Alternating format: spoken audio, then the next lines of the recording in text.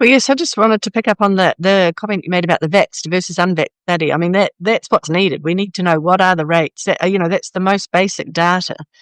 And it would be so easy to do. We're all in the Aotearoa immunisation register, whether we want to be or not, with our vaccination data there. So it would be very easy to pick 10,000, 100,000 unvaccinated Kiwis, match them up with 100,000 vaccinated ones. How many people have died in each group? How many people have had blood clots? How many people have had heart attacks? How many people have strokes? How many people are now off work? How many people are on autoimmune medications? Be very easy to do that study, and that's exactly the one study that they're avoiding. It just seems to be madness. And again, why that would be the question the Commissioner should ask. Where are the vaxxed versus unvaxxed studies? And one other comment I wanted to make was just about the study she did, the 99 million study with the adverse events of special interest.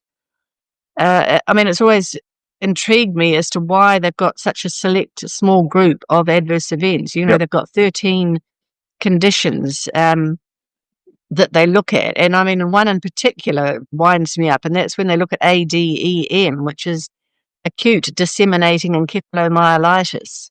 And why don't they just look at plain encephalitis, which would be much more common? So encephalitis, inflammation of the brain. The ADEM is, widespread acute inflammation of the brain and spinal cord. So that would be much less common, I would have thought, than just brain inflammation. But so if you're wanting to find out, well, is this vaccine damaging the brains of New Zealanders? And there are a number of reports of encephalitis.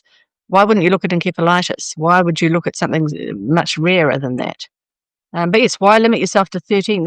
And again, during her discussion, she conflated this vaccine with all other vaccines and implied that they were the same, not acknowledging or recognizing that this is a completely different technology. It's not technically a vaccine, and we should be expecting anything. We should be looking out for anything to happen. We shouldn't be limiting ourselves to things that we think might happen. Every new medical event in a vaccinated New Zealander should be considered as potentially related until robust science has determined otherwise.